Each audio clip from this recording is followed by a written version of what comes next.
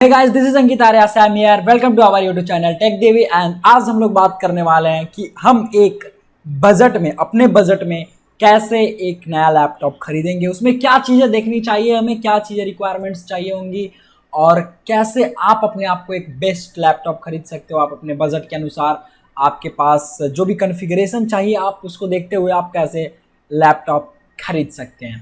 तो चलिए यार इस वीडियो का स्टार्ट करते हैं। बिलीव मी, अगर आपने ये वीडियो पूरा देख लिया तो आपको आगे प्रॉब्लम नहीं होगी कि कैसे किसी से कंसल्ट करने का, या फिर आप दुकान में जाओगे तो आपको समझ में आएगा कि आपको कौन सा लैपटॉप, अगर वो सेलर आपको सेल्समैन दिखा रहा है ये लैपटॉप है, ये है, तो आप कैसे उसको लेंगे। और ऐसा नहीं है कि वो बस अपने बेचने के चक्कर में, क्योंकि एक सेल्समैन तो अपना फ़ायदा देखेगा, वो दुकानदार या फिर कोई भी सेल्समैन आपको वही लैपटॉप, पीसी या कोई भी सेल्समैन कोई भी हो यार, कोई भी वही चीज़ें बेचेंगे जिसमें उनको ज़्यादा प्रॉफिट मिलेगा, ज़्यादा मार्जिन मिलेगा। तो बट आपको वैसा नहीं चाहिए, आपको तो अपने कॉन्फ़िगरेशन का चाहिए, वो भी आपके अपने सुटेबल बजट में। तो चलिए स्टार्ट करते हैं कैसे लेंगे। ओके, सो देखिए, सबसे पहले आपको ध्यान रखना है आपका बजट कितना है। देखो, क्योंकि बात समझो मेरा, क्योंकि अगर आपके पास मान लो 1-1.5 लाख रुपए है तो आप कोई भी आप मैकबुक प्रो लो, ये लो वो लो, आपको कुछ फ़र्क नहीं पड़ने वाला है। ठीक है, तो सबसे पहले तो आपको बजट देखना है। ठीक है, मान लो आपका बजट अगर 35,000 रुपये के आसपास है, ठीक है, 30 से 35,000 रुपये के आसपास, तो आप कैसे एक अच्छा लैपटॉप अपने लिए सेलेक्ट करोगे। ठीक है, अब फर्स्ट में तो आपको अपना बजट देखना है कि आपका कितना आप इन्वेस्ट कर सकते हो, इसके अलावा कुछ नहीं। सबसे फर्स्ट में तो आपको यही देखना है। तो अगर आपने सपोज कर लिया कि चलो मेरे पास कैलकुलेट कर लिया अच्छे से, आप इतना इन्वेस्ट कर सकते हो एक बार फिक्स। ऐसा नहीं है कि बस मतलब हाँ मैं कर दूंगा ना 4,000 और 1-2 हज़ार और, ऐसा नहीं। एक बार मन में नहीं, मतलब आपके पास जो भी इन्वेस्टमेंट है आप उसको रख दो अलग। ठीक है, कि हाँ मेरे को इतने रुपए का लैपटॉप लेना है तो लेना है। और उसके बाद सेकेंड चीज़, अब हम यहाँ से टेक्नोलॉजी की बात करेंगे। तो देखो, टेक्नोलॉजी में सबसे पहले आपकी रिक्वायरमेंट्स क्या होती है। ठीक है, ये हम देखेंगे आपको रिक्वायरमेंट्स क्या है उसकी, आप उस लैपटॉप से क्या क्या काम करने वाले हो, समझ रहे हैं, आप उस लैपटॉप से क्या क्या काम करने वाले हो हम वो देखेंगे यहाँ पे। ठीक, और उसको कुछ इस तरह से हम लोग देखते हैं। देखो कैसे, कि मान लो आप एक कॉलेज में स्टूडेंट्स हो, या फिर आप एक कॉलेज में स्टूडेंट हो, तो आपका वहाँ पे क्या काम हो सकता है। सबसे पहला काम आपका कोडिंग हो सकता है। ठीक है, आप अगर कंप्यूटर साइंस से हो तो आपका कोडिंग हो सकता है, मैकेनिकल से हो तो आपके पास जो और सॉफ्टवेयर्स होती है उनमें भी, मैकेनिकल में भी वो सब हो सकती है। अगर आप सिविल में हो तो आपको ऑटो कैड की ज़रूरत पड़ेगी, ये सब जो सॉफ्टवेयर होती है। मतलब मैं एक आपको रिक्वायरमेंट का एग्जांपल दे रहा हूँ कि जैसे कंप्यूटर साइंस में हो तो सबसे ज़्यादा कोडिंग की ज़रूरत पड़ेगी, ऑटो कैड आपको सिविल इंजीनियरिंग में, आपको मैकेनिकल में और सारी चीज़ें चलानी पड़ती हैं, बहुत सारे सॉफ्टवेयर चलाने पड़ते हैं। तो जैसे डिज़ाइनिंग वगैरह करने के लिए मैकेनिकल और सिविल में तो बहुत डिज़ाइनिंग की जाती है, तो उसके लिए आपको बड़े बड़े सॉफ्टवेयर, हैवी सॉफ्टवेयर चलाने पड़ते हैं। तो सबसे पहले तो आपको रिक्वायरमेंट फिक्स करना है कि आप एक कॉलेज के लिए खरीद रहे हो, अपने कॉलेज की पढ़ाई के लिए खरीद रहे हैं, या फिर कोई अगर स्टूडेंट है 9, 10, 11, 12 का, तो उसके ज़रूरत के हिसाब से, मतलब उसको कोडिंग करनी है सिंपल सा, उसके लिए खरीद रहे हैं। या फिर आपको कोई बिजनेस, आपको लैपटॉप चाहिए लाइक बिजनेस का, मतलब कि आपको बस एक्सेल, वर्ड, पावर पॉइंट ये सब पे काम है, एक्सेल सीट बनाने हैं, पावर पॉइंट में प्रेजेंटेशन तैयार करनी है, ये सब वगैरह वगैरह चीज़ चाहिए। या फिर आपको सिर्फ घर में यूज करना है। ठीक है, मतलब ज़्यादा कुछ नहीं, बस मूवी वूवी देखा, थोड़ा बहुत नेट सर्फ किया, थोड़ा बहुत अपना कभी मन हुआ तो छोटे मोटे गेम खेल लिए, बस इससे ज़्यादा कुछ नहीं। अगर इसके बाद सेकेंड टाइम में, मतलब हम लोग इन्वेस्टमेंट के बाद रिक्वायरमेंट देखते हैं कर हमको क्या चाहिए। ठीक है, उसके बाद थर्ड में हम लोग, उसके बाद मैं आपको इसी के बेस पे बताऊंगा। तो देखो, जैसे कि अगर आपको मान लो कोडिंग चाहिए होगी, ठीक है, अगर आपका कोडिंग रिक्वायरमेंट है, ठीक है, अगर आपको कोडिंग नीड है, ठीक है, तो अब कोडिंग को मतलब उसके लिए आपके पास कैसा लैपटॉप होना चाहिए। देखो, तो अभी के टाइम में जो ट्रेंड चल रहा है वो सबसे ज़्यादा एसएसडी का है। ठीक है, और क्यों है, क्योंकि ये बहुत फास्ट है। ठीक है, फास्ट एंड एफिशिएंट, बहुत फास्ट है, बहुत फास्ट काम करता है, और बहुत ड्यूरेबिलिटी भी होती है इसकी, ये ख़राब होने की चांसेस इसकी कम होती हैं। ठीक है, और अब के टाइम में आपके मोबाइल फ़ोन में इतने ज़्यादा स्टोरेज आ गए हैं कि आप मतलब बहुत ज़्यादा अपने पीसी से स्टोरेज एक्सपेक्ट नहीं करते हैं। कि पहले क्या होता था, आज से 5, 6, 7 साल पहले तक, कि कोई भी लैपटॉप खरीदता था तो उसको उसको चाहिए होता था कि मेरे पास 1 TB का हार्ड डिस्क हो। नहीं, अब ऐसा नहीं, अब आपके पास 512 GB इनफ है। ठीक है, आपके पास 512 GB इज इनफ। एंड या एसएसडी क्या होता है यार, फास्ट एंड एफिशिएंट होता है, ये एचडीडी के कंपेयर में होता है। मतलब क्या होता है एसएसडी, सॉलिड स्टेट ड्राइव, ये जैसे HDD में क्या होता है, हार्ड डिस्क में क्या होता है, तो उसमें कैसेट लगा रहता है तो वो घूमती है ऐसे ऐसे, उसके बाद डेटा रीड होता है, राइट होता है।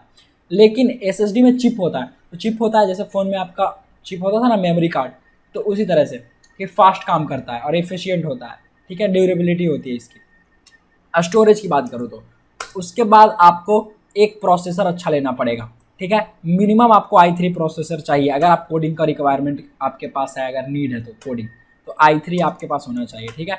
i3 या उससे ऊपर आप तो कोई भी जा सकते हैं, i5 मिनिमम मैं बता रहा हूँ आपको, i3 हो जाएगा। या सबसे अच्छा मतलब बजट में भी आपको मिल जाएगा और ज़्यादा बजट आपका लगेगा भी नहीं, मतलब उसके हिसाब से आपको एक i5, this is one of the best, this is one of the best, ठीक है।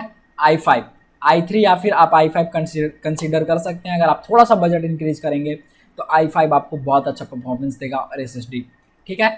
और दूसरा बात, अब अगर हम बात करते हैं ग्राफिक्स कार्ड की, तो देखो ग्राफिक्स कार्ड क्या होता है, तो जो चीज़ें आपके मॉनिटर पर रेंडर करती है ना, तो जिसके कारण जितना एफिशिएंट कलर उसका, सैचुरेशन, लाइट का ब्राइटनेस, कलर कॉन्ट्रास्ट, पिक्सेल्स की जो बिल्डिंग होती है, वो सब सारी चीज़ें जो कि एक निखर के बहुत अच्छा स्क्रीन आपको देखने को मिलता है, तो वो जीपीयू के कारण होती है, ठीक है।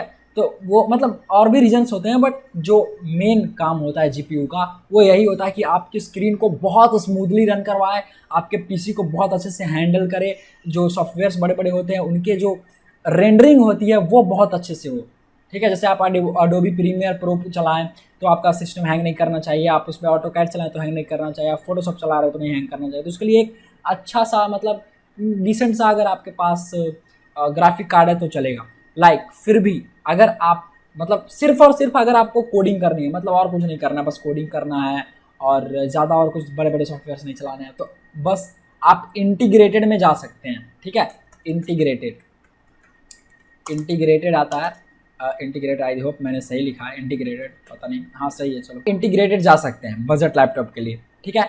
इंटीग्रेटेड मतलब उसमें एक मतलब लगा रहेगा, डेडिकेटेड नहीं होता। डेडिकेटेड और इंटीग्रेटेड में आपको अंतर होता है, ये फ़र्क होता है कि इंटीग्रेटेड में वो मदरबोर्ड के साथ ही आता है, ठीक है, आप उसको चेंज नहीं कर सकते हैं, ठीक है। इंटीग्रेटेड में वो पूरा चिपसेट हटेगा, तो उस तरह से होता है। और डेडिकेटेड जो होता है वो अलग से आप लगा सकते हैं, या फिर आप जैसे यूज करना चाहे, बढ़ाना चाहे तो बढ़ा सकते हैं, वगैरह वगैरह बहुत सारी चीज़ें होती हैं।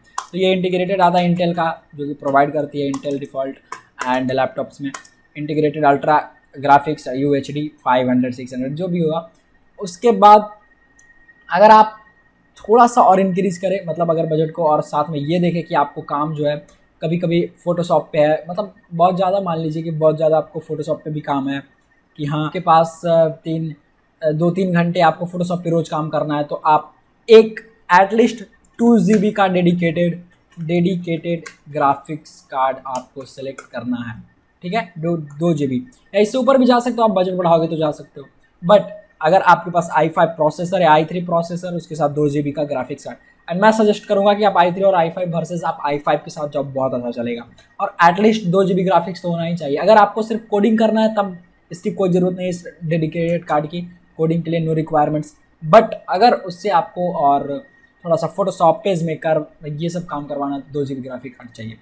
और उसके बाद अगर आप वीडियो एडिटिंग, कंटेंट मार्केटिंग ये सब करते हो, कंटेंट बनाते हो, वीडियो एडिट करते हो, तो एटलीस्ट 4 GB का ग्राफिक्स कार्ड आप रखो, ठीक है। और इस 4 GB ग्राफिक्स कार्ड के साथ आपको एक पावरफुल कॉम्बिनेशन चाहिए होगा, जिसका कॉम्बिनेशन यहाँ पे आपको ये मिलेगा कि आपको i3 नहीं लेना है, किसी भी हाल में i3 नहीं लेना है यार, किसी भी हाल में आपको i3 नहीं लेना है। 4 GB ग्राफिक्स कार्ड के साथ कोई फ़ायदा नहीं होगा। आप i5 लो, हमेशा i5 लो, इससे ऊपर लो i5 i7, और बजट है तो आप और अच्छे ले सकते हो, i5 i7 i9 जो भी आते हैं। और 4 GB जो ग्राफिक्स कार्ड है, आप जो डेडिकेटेड, मतलब ये एक ग्राफिक्स कार्ड है, 4 GB ग्राफिक्स कार्ड आपका i5 के साथ हमेशा लेना, ठीक है।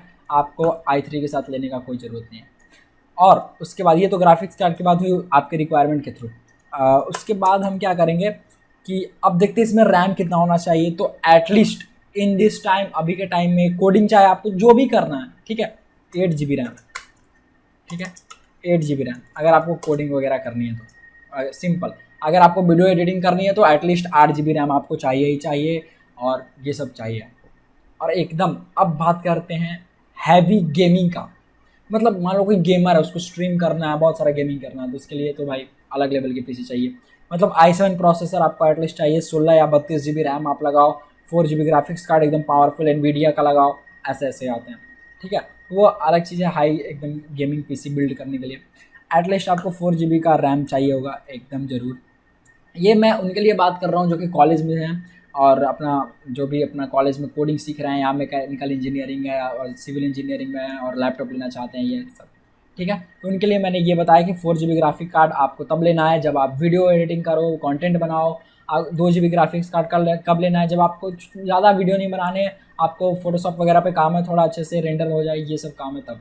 तो ये हो गया आपको 2 GB ग्राफिक्स और 4 GB ग्राफिक्स, और उसके साथ आपको एटलीस्ट 8 GB रैम, इससे नीचे नहीं लेना है, बिलीव में इससे नीचे आप नहीं ले सकते, वरना लोगे तो आपके पास वो कॉम्बिनेशन निखर के नहीं आएगा, परफॉर्मेंस उतना देगा नहीं आपका पीसी, तो कहोगे कि भाई इतने ग्राफिक्स कार्ड मैंने लगाए हैं। तो क्या होता है पीसी हर चीज़ से चलती है, ठीक है, सिर्फ उस पर ये नहीं डिपेंड होता है कि सिर्फ प्रोसेसर लगा दियो और 2 GB रैम लगा दो तो वो बहुत फास्ट हो जाएगा, नथिंग लाइक डैट। आपको हर चीज़ को एक अच्छा सा कॉम्बिनेशन देना पड़ेगा तब जाके होती है चीज़ें।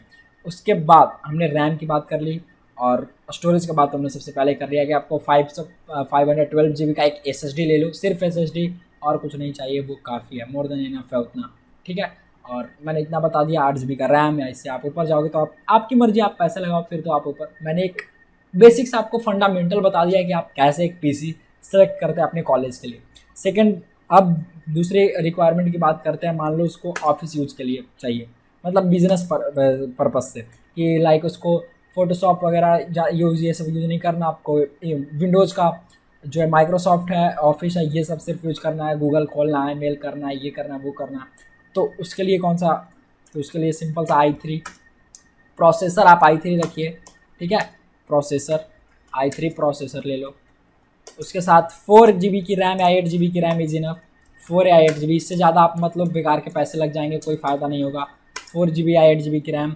उसके बाद आप SSD लगा लो 512 GB, आप SSD लगाओ यार, 1 TB हार्ड डिस्क पे मत जाओ उतने पैसे में, आप 512 GB की हार्ड डिस्क ये लगा लो, SSD लगा लो, बहुत अच्छा इतना। ठीक है, और उसके बाद जो है आप और क्या लोगे इसमें, बस और कुछ नहीं चाहिए आपको, बस i3 प्रोसेसर, 4 से 8 GB की रैम और 512 GB की हार्ड डिस्क में बोल रहा सॉरी SSD, बस इतना आपके लिए काफ़ी है, बहुत अच्छी चीज़ें चलेंगी, समझ गए।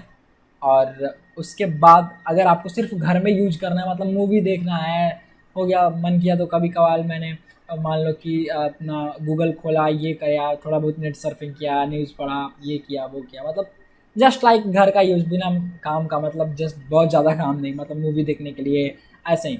ठीक है, तो उसके लिए the best laptop is Intel का आपका प्रोसेसर आता है, डुअल कोर प्रोसेसर पहले आता था, पता नहीं शायद बंद हो गया क्या, ये तो मेरे को उतना नहीं मालूम।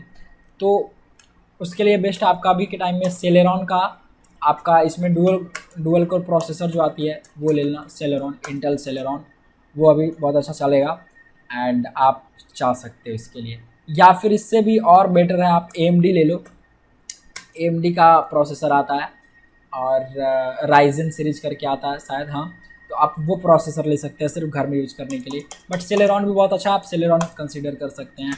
और या 4 GB रैम, 2 GB रैम तो अब शायद नहीं आता है कहीं, 4 GB रैम, 8 GB मत जाना घर के यूज के लिए, 4 GB रैम और कुछ नहीं आपको चाहिए, बस। आप हार्ड डिस्क भी रखो तो भी कोई वो नहीं है, कोई बड़ी बात आपके लिए, कोई परेशानी की बात नहीं है, आप हार्ड डिस्क रखो, HDD रखो या SSD रखो, ये आपके ऊपर है।